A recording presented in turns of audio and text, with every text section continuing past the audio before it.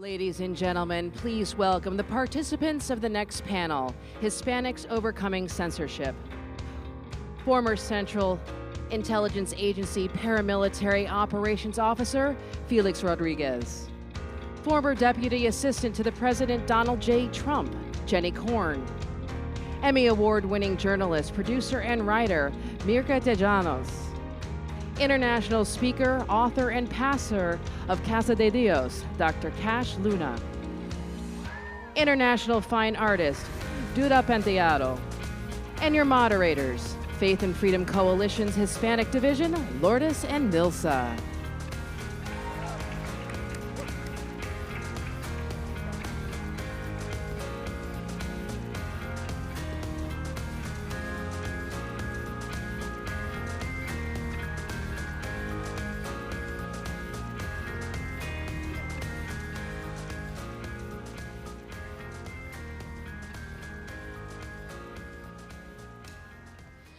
Good afternoon, everyone, and thank you for joining us in such an important day and session. And I'm going to just move forward to take time into our hands. Felix Rodriguez, not only a patriot, an award-winning Medal Valor winning from battles and so many more things that you can read in our program, but one of our patriots and Cuban heroes. And today I want to ask you, Felix, how did censorship get introduced in Cuba by the press? Well, we all remember Fidel Castro first said that he was not a communist until he grabbed power. And the first they did with the press was they allowed them to continue to print things, but they had a censorship who went and revised every single piece of paper that came in, and they would tag to it their comments against whatever was being said in there. It was a gradual thing until they feel strong enough to be able to take over the complete press and then confiscated all the press in Cuba and control all the radios. And that was the aim of the freedom of the Cuban people. Wow. Felix, during this whole session, this last few months, you had been very worried and met with us many times, concerned. And you joined at the very young age of 17 to be the youngest young man joining the Anti-Communist League in the Caribbean. Right now, with what's happening in our country, are you worried with what is evident in the media and through our nation? Yes, when I was 17, I came to the United States in 1954. I went to school in Pennsburg, Pennsylvania, and I graduated in 1960 from high school. Before that, I went to the Dominican Republic, the first thing that operated against Castro, and I was convinced after I saw the firing squad taking place in my country that never happened before. And then we lost completely our freedom through that area. I was accepted at the University of Miami when I graduated from procurement in 1960, but I thought it was more important to defend my country. So I went to the Bay of Pigs and continued to do whatever I could, not only in there, but in Vietnam, and 6 different places in the world with the CIA. I am very concerned at this time what's going on in this country. And the most important thing I'm going to leave a message with all of you is the election of 2022 will be the most important election really in this country. That's the only way that we cannot lose our freedom. If they control the Senate and the House, I can assure you that we will never see the United States like we know it today. I just turned 80 years old, and I don't have any other place to go. So I'm blessed that everybody will go ahead and go and vote this time so we'll be able to survive this problem that we have today. God bless you, and God bless the United States of America. Thank you, Felix. I'm blessed to not only call him our hero, but my friend. Thank you. And with that, well, you've all heard Special Assistant to the President, Deputy Director, working in a department that thousands and thousands of Americans of all groups in the United States were privileged to be able to visit the White House as a result of the hard, tireless work of this amazing woman that I can call my friend Jennifer Korn. Jenny, I know that you endured all kinds of challenges during the last 4 years, but I think being one of the 12 that opened the keys of the White House with the president and closed the keys of the White House with the president, the faithful 12, not 11, there were 12 that ended up with the president, and she's one of those 12. How did you endure, and what was the effect of the censorship while you were there in the White House these last few months? Thank you so much, Lourdes, and it's wonderful to be here at the Faith and Freedom Coalition, and there is one place where we are not going to be censored, and that is here. So I'm really happy to be here. As Lourdes said, I served under President Trump from day one to the last day, and I have the scars to prove it. But it's wonderful to be here and to survive. But you know, we talk about censorship. We also talk about the power to ignore, and the media has such power to just ignore stories. One of the responsibilities I had was to oversee all of the Hispanic engagement that we did at the White House. But I bet you don't know all the stories and all the people that President Trump met with. I bet you most of you have never heard of the White House Hispanic Prosperity Initiative or the American Dream Plan that would have brought 500,000 new Hispanic small business owners or created 2 million more new jobs. Because when we put those plans out there was crickets. Fox News, thank you. You did a good job at reporting that. But for the other, and the Latino media as well, they didn't tell those stories. They didn't tell the stories of the president having private meetings in the Roosevelt Room with prominent Hispanics and some non-prominent Hispanics too, because he wanted to hear from everyone. You didn't hear about the fact that President Trump spent an hour with over 7,000 Latino leaders on the phone talking to them about what impacted them, especially during COVID, and the small business owners that were going under, and how PPP was going to help them, the small businesses, who was led by who? Jovita Carranza, a Latina running the Small Business Administration. So we're here to tell the stories, and we need you to help us tell those stories about how much we've done as conservatives with the Latino community, and you saw that in the improvement of our numbers, not only in 2020, but back in 2016 as well. Again, Jenny, as a result of your amazing work, especially with our Hispanic community, we were able to be blessed with the Hispanic Prosperity Commission and education from the president. I was privileged to be there again because of your amazing commitment to the Hispanic community to be appointed as one of the commissioners. And while we were there celebrating and being appointed by your invitation and the president's, we saw what occurred. Everyone saw, no one really hears about the commission, but of what happened with Goya, with Bob Unanue, your guest. What happened? What happened that day? So how many here probably didn't know who Goya was first, but now know who Babu Nanwe from Goya is? Yeah. That's right. So this is a gentleman, a CEO, an American Latino who made it from a tiny little shop, who came here from Spain with very little money and has the whole American dream story. We invited him to be part of the Hispanic Prosperity Initiative Commission. And he said yes, because I want to help the lives of Latinos all over the place. And if President Trump's going to give me that opportunity, I'm going to take it. So I invited him to come. We sat him next to the president. We had an amazing conversation with 12 other Latinos as well before we went to announce what this initiative was going to be. He was very excited to not only be part of the commission, but also to announce that he was donating 1 million pounds of food from Goya. So you would think this is a good thing, right? So he gets up there and he says thank you to the president, and he says we pray for the president. And then he talks about donating that 1 million pounds of food and about the American dream. Well, what happens?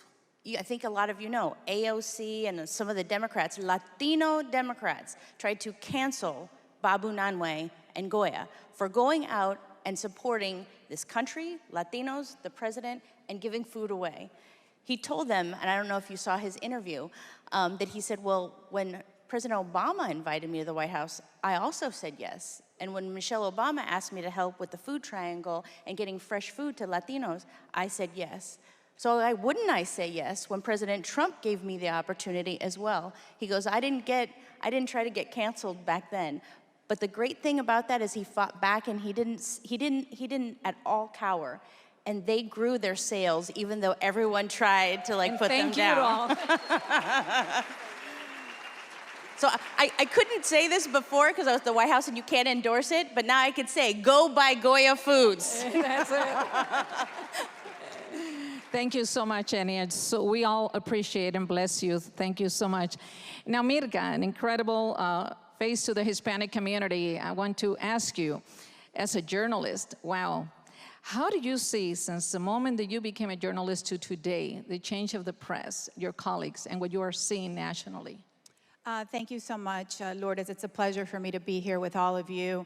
As a Latina journalist, well, what I learned at the university when I studied journalism is that you basically your command, your mandate as a journalist is to inform your audience, to inform the community, and to also elevate the community. And many times that's not what we're seeing in journalism today. I had the opportunity to go back to my alma mater and also become an adjunct professor of journalism. And when I was teaching the students that in your story, you need to show both sides of the story and allow the audience to make up their mind, a lot of them were shocked. And I was shocked that they were shocked. This is the premise of journalism, to be able to show both sides of the story and to be able to allow the audience to then make up their mind as to what they think. And that's not what we're seeing today. And unfortunately for Latinos, which are such a huge block in elections and are very much needed, if all Latinos voted the same, we would be able to have the power to win the election and determine the election. Okay, so for the Latino audience, what they're receiving from the networks today is basically propaganda in its majority. Why? Because there's an agenda behind it and everybody believes the same thing. That's not correct. That's not journalism. Look, if you have an opinion and you want to be an op-ed speaker, by all means do that. But don't say that you're on the 6 o'clock news and then tell me your opinion, which is completely one-sided. That is not correct, and that is not journalism, and we need to call it what it is. Absolutely. Now, Mirka, you are a Cuban American. Yes. You have a lot of colleagues that are also journalists as yourself. First of all, are you concerned? And what would you tell your fellow journalists?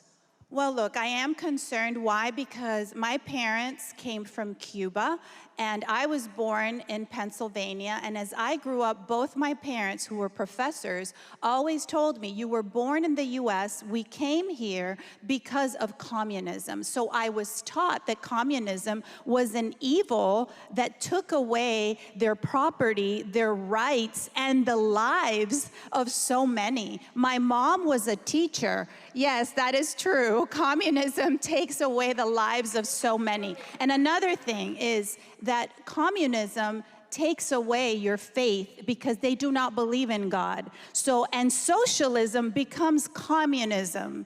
So whoever thinks that socialism stays at socialism, it's not true. Like Felix was saying, on a January 1st, Castro came in and said, guess what? I told you I wasn't communism. We are communists. That's and this right. is what we do. Now we're going to rule over you. My mom tells me the stories. My mom is still alive. And she tells me that as a teacher, she was told that not to tell her kids not to pray to God, but to pray to Fidel Castro. And they had to change the history books. They had to change the stories that they told the children. And they had to change the facts of what had happened in the history of Cuba. That's what communism does. It changes everything. Does it sound familiar? Right? Wow. Okay. Thank you so much, Mirka. Appreciate every single one of you. Amazing. And with us, Pastor Cash Luna. I know you very well because we're dear friends, but I also know that God has used your ministry in a powerful way, filling stadiums in all the Americas, where many have encountered the Lord in a very, very powerful way. You're also an international speaker and author, and you happen to be the third most influential person in Guatemala. I believe it might be, the rank might have changed to a little higher, but you were, or should I say, you were the victim of an international media hit piece. Now listen to this. He resides in Guatemala, but the hit piece originated from the United States, from Hispanic international medias. Can you tell us what happened? First of all, thank you for inviting me to come. I live in Guatemala. I don't live here in the United States, but I want to explain this a little bit much better, so I want to allow me to speak in Spanish because I need this little test, this tasty Spanish language in the environment, okay? Dale. Okay. Primero que nada, tenemos que comprender que los fake news no están solo en contra de los gobernantes o los políticos o Donald Trump. The first thing we have to recognize is that fake news doesn't only affect politicians or leaders like Donald Trump. Hoy existe el cartel del periodismo. Today, we can count on the media cartel. Y es presidido por mucha gente que quiere callar las voces de aquellos que representamos la libertad. And they want to silence the voices of those that represent freedom. La Iglesia Cristiana Evangélica en Guatemala es la entidad número 1 en confianza en el país. So the Evangelical Christian Church in Guatemala is the #1 credible source in the nation. Y somos el 52% de la población del país. And we represent 52% of the general population.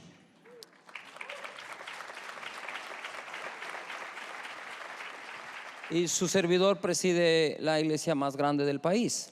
And I pastor the largest church in the nation.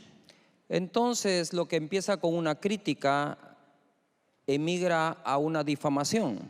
So what could have started as a criticism went on to defamation. Y difamación está en contra del 9º mandamiento de la ley de Dios. And defamation goes against the 9th commandment of God's word. Esos dos aspectos los manejamos en la presencia del Señor y perdonamos a todos. Those two we can deal with and it'll be forgiven in the presence of God. Pero esto es el fundamento para migrar a una incriminación. But to elevate to a level of to be incrimination, En el 2018, Univisión hizo un programa, un show de televisión, diciendo que nosotros somos lavadores de dinero e involucrados en el narcotráfico. in 2008, Univision did a media hit piece on our ministry saying that we were involved in money laundering and drug trafficking, Lo cual es una gran mentira. which everyone knows is a complete lie. Ellos no esperaban que nosotros demandáramos a Univisión en una corte de la Florida aquí en Estados Unidos. So we ended up suing Univision in the courts in the state of Florida.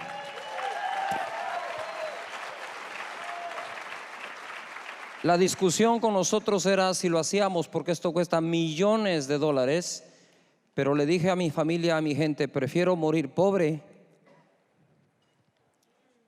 y con un buen nombre que sin el buen nombre, que es más poderoso que la riqueza y la fama, que la riqueza y las joyas. That fighting these court battles costs millions of dollars. But I've already told my family and my loved ones that I'd rather lose to die poor than to ever let them hurt my name. Y hoy presidimos una fundación por la libertad religiosa.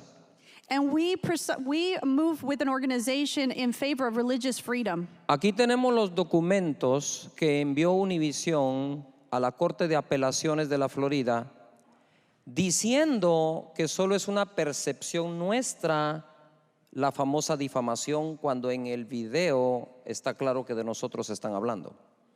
These are the documents that Univision submitted to the appeals court, saying that everything that has happened has been our own perception and that they did not do what that is being said that they did. So, que ellos mienten con testigos falsos en el reportaje y luego le mienten a la corte por escrito.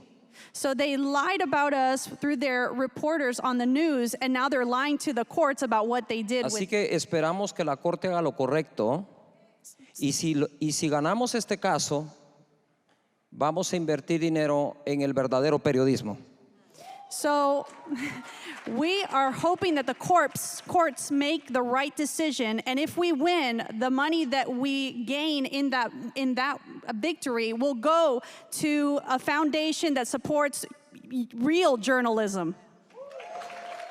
Para terminar, quiero hablar al pueblo americano. And I want to say something to the American population. Gracias por recibir a nuestros migrantes Thank you for receiving our immigrants que sostienen la economía de nuestro país. that help bless economically our countries. Pero quiero hablarles del lado del que ve partir a su familia hacia los Estados Unidos. But I want to give the perspective of our families looking onto the United States. Es muy duro ver a tu familia partir a otro país a buscar empleo. It's hard to see your family migrate to another country for a better life. Es duro ver lo que sufren para entrar a otro país. It's hard to see what people suffer when they move to another country. Pero si ustedes pierden su libertad en este país, But if you lose your freedoms here in this country, no habrá país a donde ustedes puedan migrar. there will be no country where you can migrate to. Dios los bendiga. Thank you. God bless you. Duda Penteado, of Brazilian origin. Well, I'll stick to your artistic name. Duda, your artwork is in museums all over the world, but you're seeing the power of the liberal message manifested in the fine arts world. And you, as a bold conservative, we wanted to know, and I ask, how are you seeing their message inundate culture, and what can you say on that front? Nilza, thank you. I'm going to face our crowd here.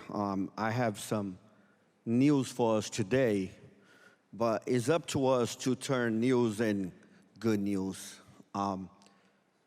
As a fine artist, I grew up in São Paulo, a huge cosmopolitan city, and I spend most of my time around the tri-state area of New York. And we know there's not just liberal ideas out there, but ultra-liberal ideas moving to the arts. And I think we're moving to a very, very strategic time, prophetic time today, which is there's a warfare now in the 21st century where it's kind of a global movement, but as we know, America is at the center of this. People all over the world are always paying attention to what's happening in the United States. It is a movement who is after our children and grandchildren. They're after their identity now. And I want to put this out there because I think we as a community of faith has not done enough to the arts. And I mean through the culture platform. And I mean the music, theater, movies, every means possible in terms to allow the people God is raising in churches, not just to an artistic message, to a prophetic message, to plant the seed of hope that comes from Christ. That warfare is out there in the 21st century everywhere. We are living in a very visual generation. And even though we are fighting here in this event here in many fronts, the warfare is getting our children to the back door through culture, through arts, and when arts marries education, that's a very powerful tool. So I want to put this out there, that art, more than beauty and color and sound, there's a message in it. And the message people give to his people is not just a beautiful message or whatever the message is, but there's a prophetic message into it. And in that message, I hope is, to me, what is the heart of Jesus in two folds: liberation from ourselves and empowerment. If we can move in that direction, liberation to understand who we are, and empowerment to understand purpose in life. And in the art and culture, that's what the warfare is. Children out there worrying about what they're dressing, what kind of sound they like, how they creating the new iconography and imagery of tomorrow, and it's happening right now. We've been seeing a movement that came to go after marriages, now going to the identity of our children. Wow. And I want to put this out there to say, it's up to us to turn this news into great news. So there are people out there that God gave different resources, different ideas. Whatever you're doing out there, continue to do what you're doing, but do not forget about the arts and the prophetic message that God is stirring right now in this generation, in our church today. Awesome. Well, let's give our panel an amazing applause. They are amazing. And here is a demonstration once more of King David, the artwork that's being auctioned. If you want to join our silent auction, remember all proceeds go to our Hispanic division. Did you see how important Hispanic outreach is? Yes, and the censorship we're facing. So submit your silent bid to the table in the back at Duda Penteado's artwork display. Thank you all for joining us, and that is our panel. Thank you so much, and you all have a continual blessed day. Thank you.